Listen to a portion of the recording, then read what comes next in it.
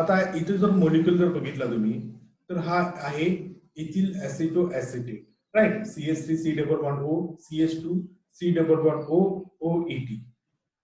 ह्या मॉलिक्यूल मध्ये दोन फंक्शनल ग्रुप आहेत. कोणता कोणता? कीटोन आणि इस्टर. कीटोन आणि इस्टर मध्ये जो कार्बन ग्रुप आहे हा C डबल बॉन्ड O कीटोनचा आणि इथं C double bond O OET हा आहे इस्टरचा. आता OET सोडून द्या, इथं सुद्धा C डबल बॉन्ड Oच आहे, राईट. मग इथं जर मी याची रिएक्शन केली ग्रिग्नार्ड रिएजंटवर तर PHMgBr according to this reagent, हा रिएजंट काय करतो? इलेक्ट्रोफाइल वरती अटॅक करतो. मग हा इलेक्ट्रोफाइल वर अटॅक करताना हा रिएजंट बघणार आपल्या रिएक्टिव्ह स्पेसिस मध्ये कुठे इलेक्ट्रोफाइल.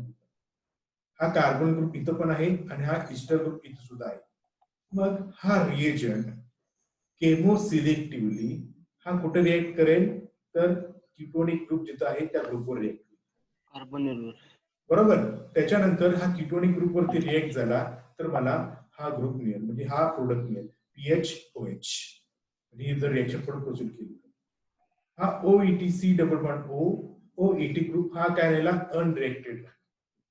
मग समजा मी सेकंड मॉलिक्यूल घेतला PHMgBr चा तर तो कुठे रिएक्ट होणार? तर तेव्हा आता इथं कार्बोनिल ग्रुप वरती रिएक्ट.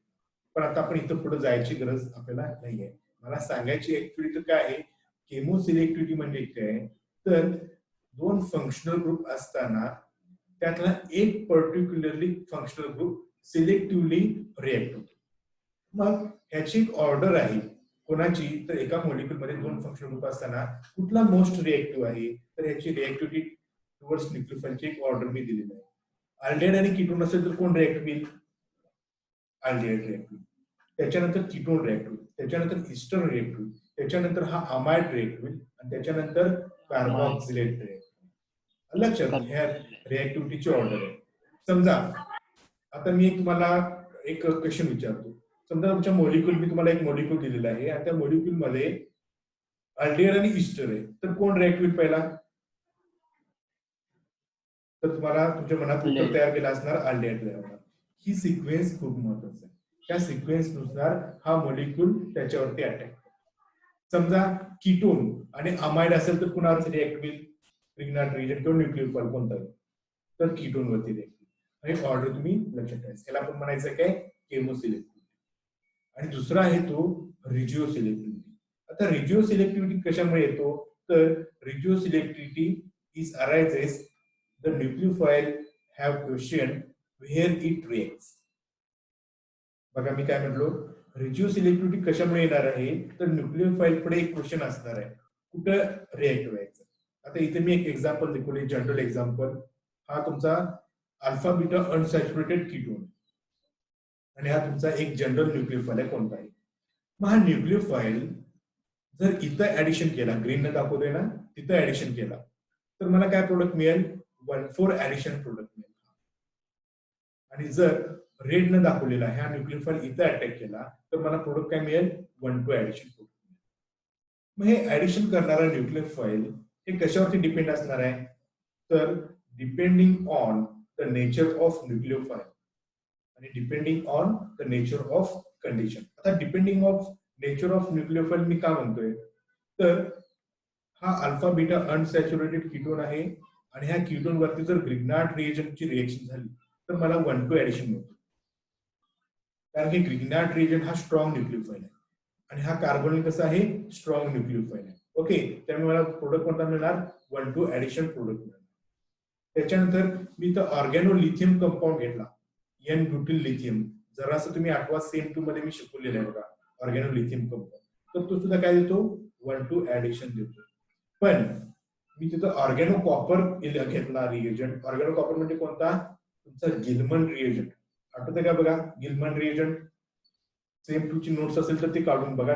4th टॉपिक आहे बघा, 4था टॉपिक आहे बघा.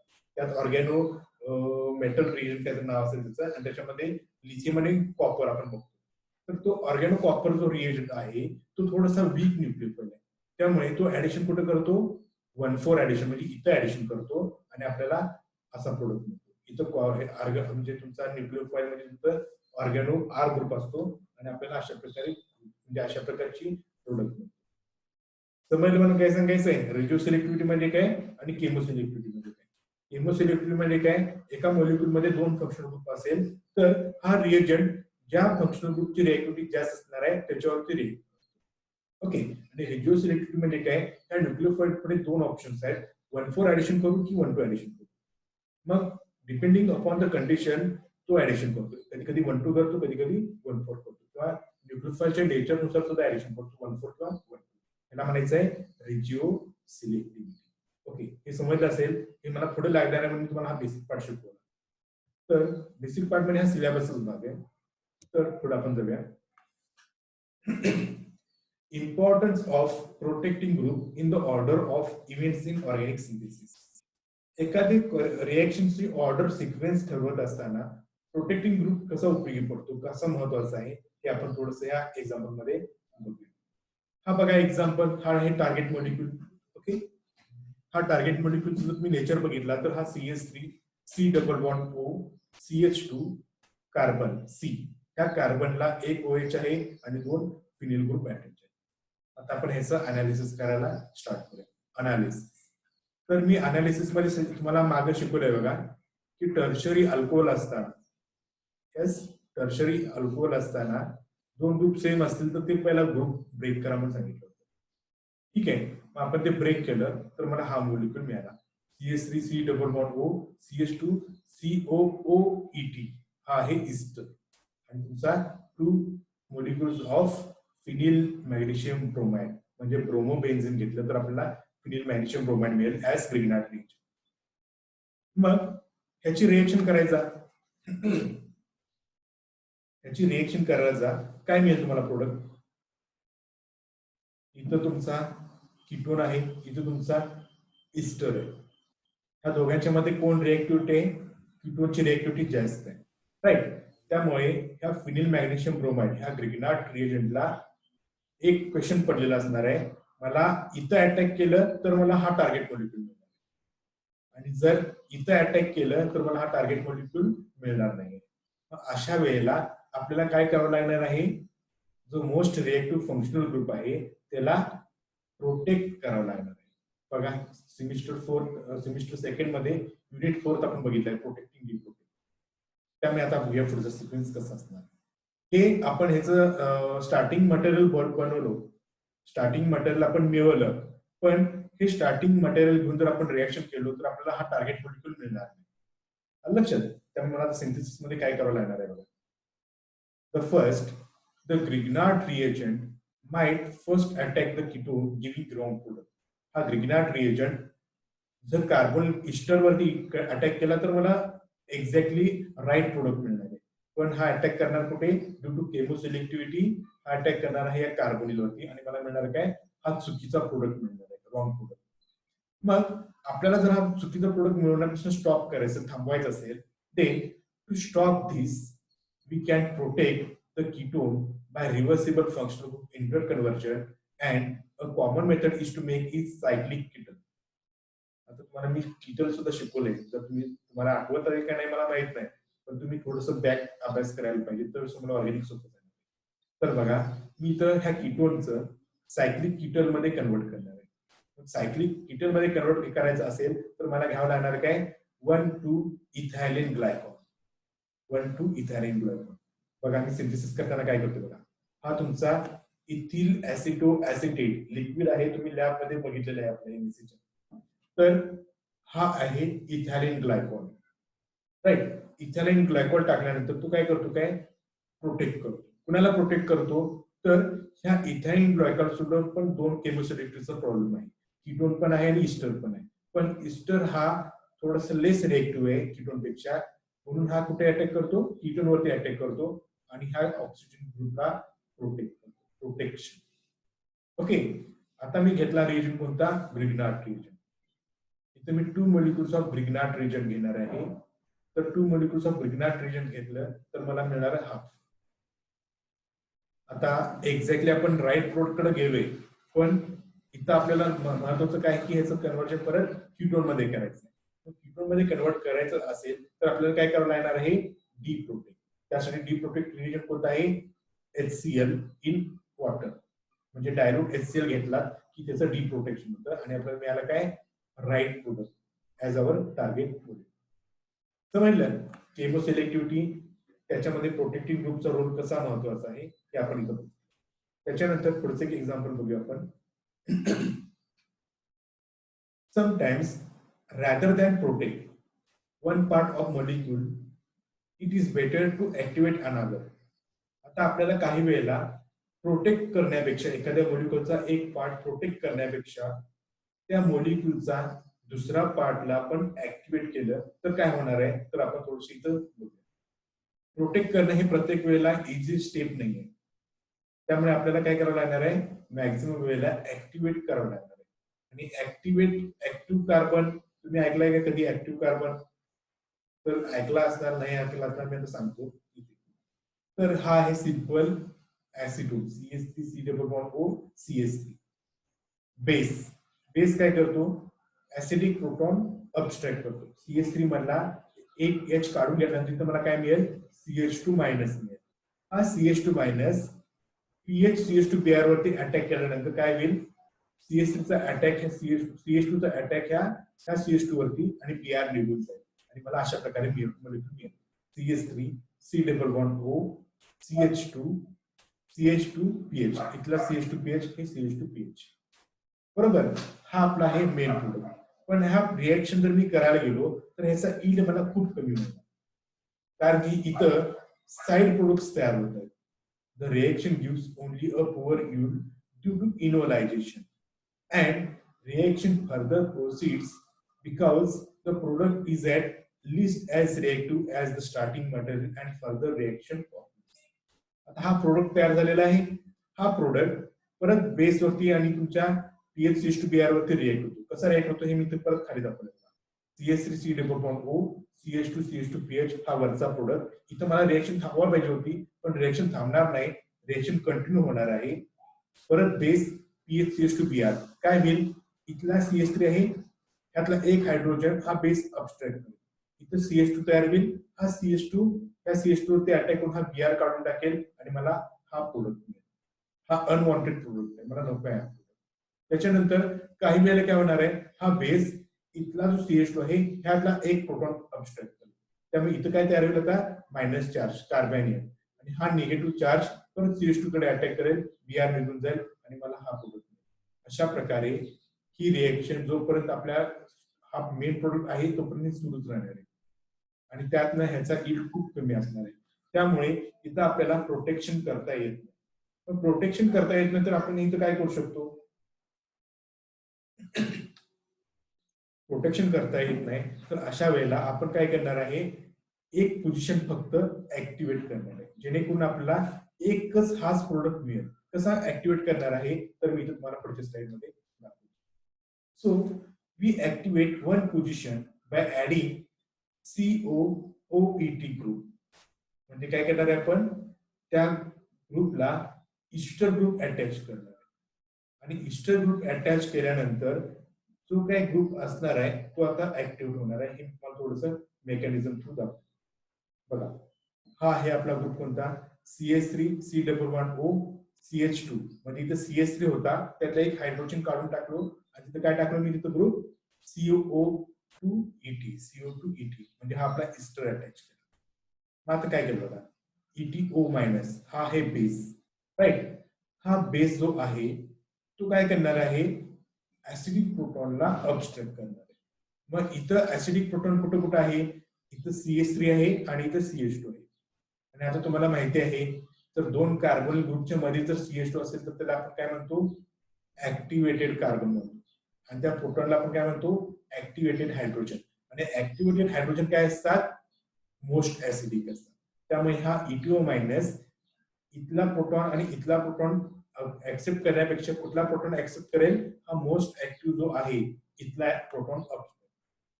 त्यामुळे इथं निगेटिव्ह चार्ज आणि हा निगेटिव्ह चार्ज काय करेल आता PHCH2Br ला अटॅक करेल, Br काढून जाईल आणि मला हा मग पुढच्या स्टेप मध्ये मला हा जर ग्रुप काढून टाकायचा असेल तर मी ह्याचं काय करणार आहे ह्याचं मी हायड्रोलायसिस करणार आहे ऍसिड हायड्रोलायसिस. ऍसिड हायड्रोलायसिस झालं की मला तिथं कन्वर्ट काय मिळेल COOH कार्बोक्सिलिक ग्रुप तयार होईल. पुढच्या स्टेप मध्ये मी दाखवणार आहे. आणि हा पुढच्या ग्रुप मधले कार्बोक्सिलिक ऍसिड जो काय असणार आहे तो काय होईल आता हीट केलं की कार्बन डायऑक्साईड निघून जाईल आणि मला जसा मागच्या स्लाइड मध्ये हा प्रोडक्ट पाहिजे होता मेन प्रोडक्ट तोच प्रोडक्ट एकमेव प्रोडक्ट मला इथं मिळेल. कसं मिळेल थोडं आणखी तुम्हाला स्लाइडवर राईट बाय मेकॅनिझम मी एक्सप्लेन करत जातो आता. हा प्रोडक्ट कसा मिळाला हा तुमचा CH3C double bond O CH2 COET हा A जो आहे तो इथे घेतलेला आहे. इथला ऍक्टिव्हेटेड प्रोटॉन आता इथं दाखवलेला आहे. ETO मायनस हा बेस हा प्रोटॉन अबस्ट्रॅक्ट करेल त्यामुळे निगेटिव्ह चार्ज तयार होईल. हा निगेटिव्ह चार्ज आतमध्ये गेल्यानंतर डबल बॉन्ड तयार होईल O मायनस बघा O मायनस असा ग्रुप मिळाला. हा रेझोनन्स मध्ये असणार आहे. O मायनस आतमध्ये आल्यानंतर डबल बॉन्ड तयार होईल. हा डबल बॉन्ड इकडे शिफ्ट होईल आणि हा O मायनस अशा प्रकारे हे दोन्ही कसे असणार आहेत रेझोनन्स मध्ये असणार. मग हा मॉलिक्यूल आतमध्ये येताना पहिल्यांदा इथं निगेटिव्ह चार्ज होईल. हा निगेटिव्ह चार्ज CH2 वरती अटॅक करेल राईट आणि Br ग्रुप काढून टाकेल आणि मला मिळाला हा ग्रुप. आता मी इथं सांगितलं हा ग्रुप मला आता काढून टाकायचा आहे. कसं करणार मी काढून टाकणार तर मी ऍसिड हायड्रोलायसिस किंवा बेस हायड्रोलायसिस यूज करतो. आता हा सुद्धा पुणे विद्यापीठात असला तर याचे एकूण 8 प्रकार आहेत इस्टर हायड्रोलायसिसचे. त्यातला आपण ऍसिडचे 4 हायड्रोलायसिस असतात आणि बेसचे 4 वेगवेगळ्या प्रकारचे टाइप्स आहेत. तर आपण ऍसिड हायड्रोलायसिसने किंवा बेस हायड्रोलायसिसने कुठेही करू शकतो. तर आपण हा जो ऍक्टिव्हेट केलेला ग्रुप आहे त्याला काढून टाकायचा असेल तर ऍसिड किंवा बेस दोघांच्या पैकी कोणीही घ्या. ऍसिड किंवा बेस घेतल्यानंतर इथं काय तयार होईल COOH कार्बोक्सिलिक ग्रुप तयार होईल. आणि ह्या कार्बोक्सिलिक ग्रुपला जर मी हीट केलो तर कार्बन डायऑक्साईड निघून जाईल आणि अशा प्रकारे एनॉल तयार होईल. आणि हा एनॉल तुम्हाला माहिती आहे अनस्टेबल असतो. तो परत काय करतो सायक्लाइड म्हणजे कीटोन तयार होईल आणि आपल्याला हा एकमेव प्रोडक्ट मिळेल ऍज मेजर. इथं मला सांगायचं काय आहे इथं प्रोटेक्शन करण्यापेक्षा एखाद्या पोझिशनला ऍक्टिव्हेट करणं महत्वाचं आहे. आणि मग ऍक्टिव्हेट केलं की आपल्याला एक्झॅक्टली जो प्रोडक्ट पाहिजे आहे आपल्याला तोच प्रोडक्ट मिळेल. ऍक्टिव्हेट करायचं असेल तर आपल्याला काय करावं लागेल त्या ग्रुपला CO2ET हा ग्रुप अटॅच करावा लागेल. हा आपण अटॅच करणं सोपं आहे रिमूव्ह करणं सुद्धा सोपं आहे. ठीक आहे आता पुढे CH3C double bond O CH2CH2PH right. आता आपल्याला ह्या ग्रुपचं काय करायचं आहे अनालिसिस करायचं. अनालिसिस करायला घेतलं CH3C double bond O CH2CH2PH काय करणार मी रेट्रोसिंथेसिसचा एरो वापरलाय. तर इथं बॉन्ड जो आहे हा बॉन्ड ब्रेक केला. हा बॉन्ड ब्रेक केल्यानंतर मला काय मिळाला CH3C double bond O CH2 minus right. इथं ह्याचा सिंथॉन हा सिंथॉन आहे. ह्याचं सिंथेटिक इक्विव्हॅलंट मी दाखवलाय कोण बघा CH2C double bond O OET ethyl acetoacetate. तुम्ही इथं ऍसिटोन दाखवला सिंथेटिक इक्विव्हॅलंट तरी सुद्धा 99% तुमचं बरोबर आहे. पण रिएक्शन करताना आपल्याला प्रोडक्टचा यील्ड खूप कमी मिळणार आहे. त्यामुळे याचा 100% एक्झॅक्ट सिंथेटिक इक्विव्हॅलंट कोण आहे ethyl acetoacetate EAA right plus PHCH2Br हे तुमचा स्टार्टिंग. आता तुम्ही याची सिंथेसिस करू शकता. तुम्हाला मी इथं सिंथेसिस मी इथं लिहिलेलं नाहीये. तुम्ही तुमच्या नोट्स मध्ये हा मॉलिक्यूल आणि हा मॉलिक्यूल घेऊन सुरुवात करायचं आहे. टार्गेट मॉलिक्यूल आपल्याला मिळतो. दिस इज दी सिंथेसिस. एकदम सोपं आहे मी केलेलं आहे. आता इथं बघूया इथे एक टार्गेट मॉलिक्यूल दिलेलं आहे 6 मेंबर रिंग आहे राईट. त्याच्यामध्ये एक डबल बॉन्ड आहे. असं आलं की लक्षात ठेवायची तर रेट्रोडेल सारखं रिएक्शन करायची. त्याच्यानंतर CH2CH2 COOH आता इथं कार्बोक्सिलिक ग्रुप आहे. मग इथं सुद्धा प्रोटेक्शन आणि ऍक्टिव्हेशन करायचं. कारण इतर जर तुम्ही प्रोटेक्शन केला नाही तर एक्झॅक्टली प्रोडक्ट मिळणार नाही आणि ऍक्टिव्हेट केला नाही त्या पोझिशनला तर सुद्धा आपल्याला यील्ड जास्त मिळणार नाही. त्यामुळे इथं मी करणार आहे काय प्रोटेक्शन ऍज वेल एज ऍक्टिव्हेशन. मग इथं जो काही तुमचा रिएजंट आहे COOH तर असं असताना इथं CH2 ग्रुप असताना तर काय करायचं आहे डिरेक्टली ह्या बॉन्ड ब्रेक करायचा. मी खाली दाखवणारच. मग ह्याचा बॉन्ड ब्रेक केला तर मला मिळेल काय CH2 मायनस COOH राईट. बघा इथं CH2 मायनस COOH हा आहे सिंथॉन आणि CH2COH चं सिंथॉन असताना सिंथेटिक इक्विव्हॅलंट घ्यायचा आहे आपला हा मॉलिक्यूल कोणता त्याचं नाव आहे malonic ester CH2C double bond O ET twice हे आहे मॅलोनिक ईस्ट. मी तुम्हाला थोडं त्याचं अनालिसिस दाखवतो म्हणजे लक्षात येईल. हा 6 मेंबर रिंग CH2 COOH, इथं बॉन्ड मी ब्रेक केलाय. इथं बॉन्ड ब्रेक केल्यानंतर मला एक रेट्रोसिंथेसिसला मिळाला CH2 COOH, हा आहे सिंथॉन आणि ह्याचा सिंथेटिक इक्विव्हॅलंट आहे मॅलोनिक इस्टर. मॅलोनिक इस्टर इझिली अवेलेबल आहे.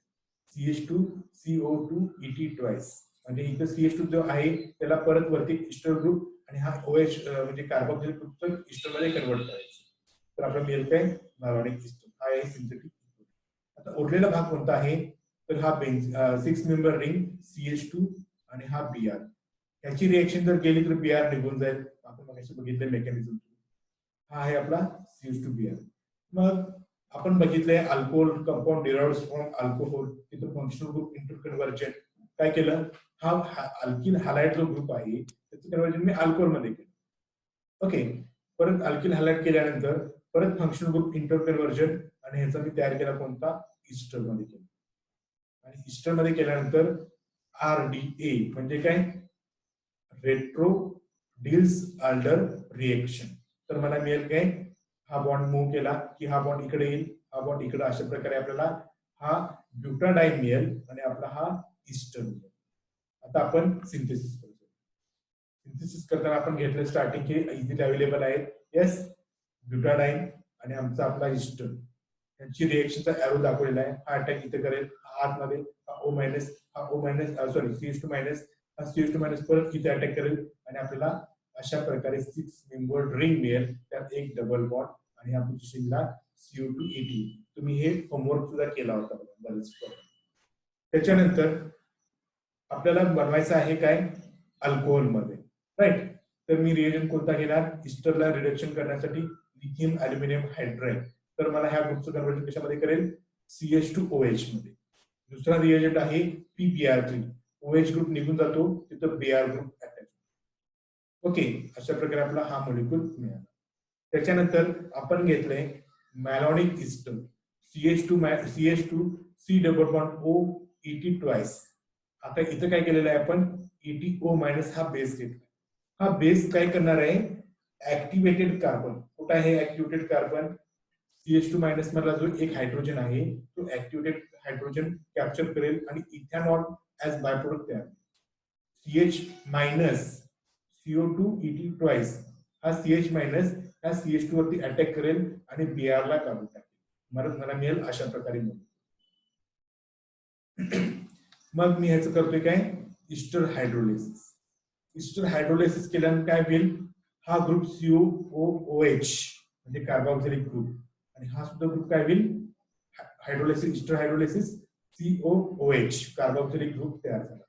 मग मी हीट अप्लाय केल्यानंतर ह्यातला एक कार्बोक्सिलिक ग्रुप निघून जाईल आणि आपल्याला मिळेल काय हा टार्गेट मॉलिक्यूल. अशा प्रकारे आपण हा टार्गेट मॉलिक्यूल सिंथेसाइज करू शकतो. नेक्स्ट आपण बघूया, इथं हा टार्गेट मॉलिक्यूल आहे. ह्या टार्गेट मॉलिक्यूल मध्ये प्रोटेक्शन आणि ऍक्टिव्हेशन दोन्ही सुद्धा युज करतो. प्रोटेक्शन आणि ऍक्टिव्हेशन कसं करणार आहे ते आपण थोडंसं मॉलिक्यूल पहिल्यांदा बघूया.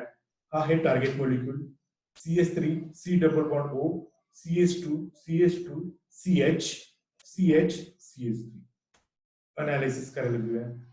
तर पहिल्यांदा हा जो अल्किन असणार आहे, अल्किनचं फंक्शनल ग्रुप डिस्कनेक्ट करणं खूप कठीण काम म्हणजे करता येतंय, पण आपल्याला चांगले सिंथेटिक इक्विव्हॅलंट मिळत नाही. मग आपण काय करतोय ह्या ग्रुपचा फंक्शनल ग्रुप इंटरकन्व्हर्जन करतो. अल्किनचं कन्व्हर्जन अल्काइन मध्ये केलं. ओके, हाच मॉलिक्यूल आहे सेम, फक्त अल्किनचं कन्व्हर्जन अल्काइन मध्ये केलं. मग पुढच्या स्टेप मध्ये काय केलं, हा मिथिल ग्रुप जो आहे हा बाहेर काढला म्हणजे काय मिथिल आयोडेटच्या स्वरूपामध्ये आणि इथं राहिला काय आपला CH3 मायनस, राईट.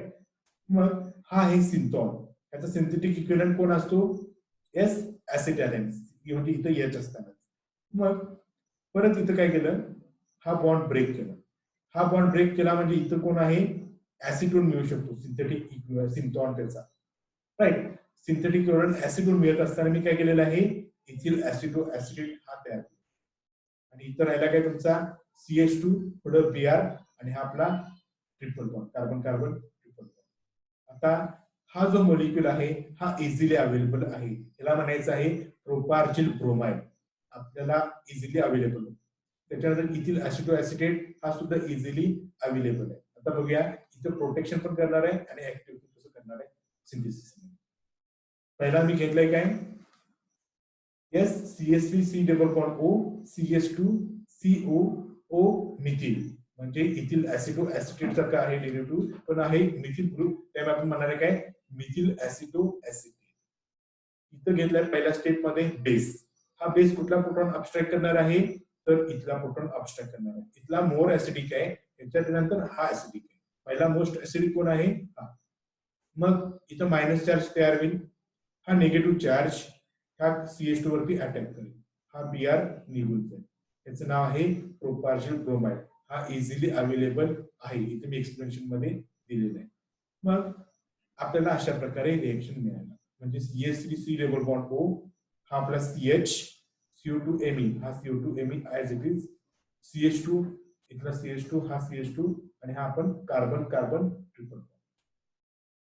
मग पुढे जर मी रिएक्शन करायला गेलो तर थोडस इथं काय होईल, केमोसिलेक्टिव्हिटी ऑब्झर्व. त्यामुळे मी काय करणार आहे, कीटोन ग्रुपला प्रोटेक्ट करणार. ओके, कीटोन, कारण की आपल्याला इथं काय करायचं आहे, ह्या अल्काइनचं कन्व्हर्जन यस अल्किन मध्ये करायचं. तर जो रिएजंट घेणार आहे तर तो रिएजंट कुठं रिएक्ट होईल, कीटोन वरती रिएक्ट. त्यामुळे मला काय करायचं आहे, ह्या कीटोनला प्रोटेक्ट करायचं. त्यासाठी मी घेतलं काय इथालियन ग्लायकॉल, तर मला हा कीटोन मिळाला. ओके, मग पुढे रिएक्शन बघा, NaNH2. NaNH2 नंतर हा आहे स्ट्रॉंग बेस, हा बेस ऍसिडिक प्रोटॉनला अबस्ट्रॅक्ट करणार, ऍसिडिक प्रोटॉनला अबस्ट्रॅक्ट करणार आहे. त्याच्यानंतर इथं सेकंड स्टेप मध्ये मी H+ वापरलंय, म्हणजे काय केलेलं आहे ऍसिड हायड्रोलायसिस.